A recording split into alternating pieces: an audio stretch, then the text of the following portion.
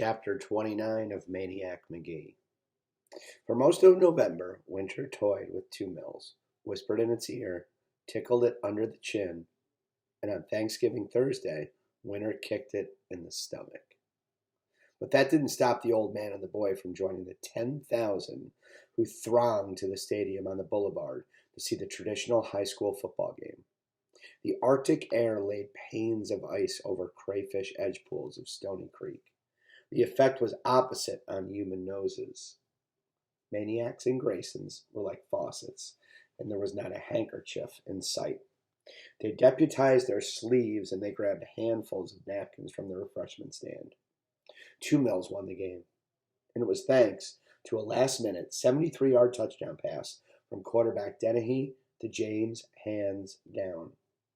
From the instant his old trash-talking Sandlot pal cradled that ball into his long, loving brown fingers, Maniac was jumping in his seat, screaming trash at Hand's pursuers, every step to the goal line, and glancing about to make sure Mrs. Beale wasn't hearing.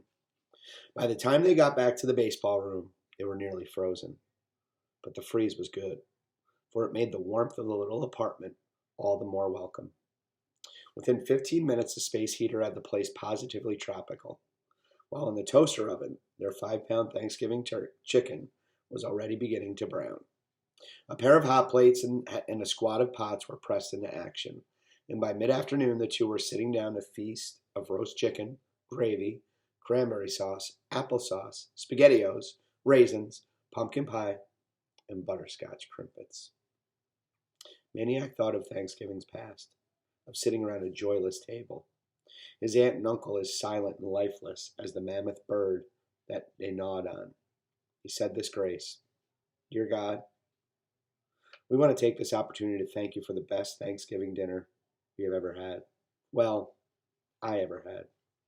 I guess I shouldn't speak for my friend Grayson. He peeked across the table. Grayson, he whispered, is this your best one too?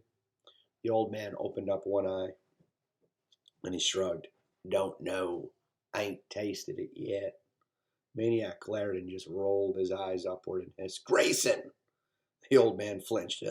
Oh, yeah. He squinted one eye at the chicken. Yeah, I guess it is. The best, Maniac prompted. The best. Maniac went on, and we want to thank you for this warm house, and for our own little family here, and for Grayson learning how to read. He's already read 13 books, as I'm sure you already know. And one more thing. You could find some way to let the Beale family know that I'm wishing them a happy Thanksgiving. I'd really appreciate it. They're the ones on 728 Sycamore Street, in case there's any other Beals around. Amen. Amen, said Grayson. They stuffed themselves silly, and then they collapsed, and they listened to polka music. Grayson had brought over a record player a week before, along with his entire music collection, 31 polka records. Grayson loved polkas. Of course, one cannot listen to polka music for a long time before getting up and dancing, which is what the two Thanksgivers did as soon as their bloated stomachs allowed. They danced and they laughed, record after record. Whether it was the polka that they danced is another question. It was nearly dark, both of them having recollapsed when Maniac said, Is there any paint around? I guess so, said Grayson. What for? You'll see. Can you get some? And a brush? The old man dragged himself up. What color? How about black? 5 minutes later, the old man was back. I got brown. That do? Fine, said Maniac. He opened the can, he stirred the paint, and he put a jacket on. He grabbed the brush and he went outside, and Grayson followed.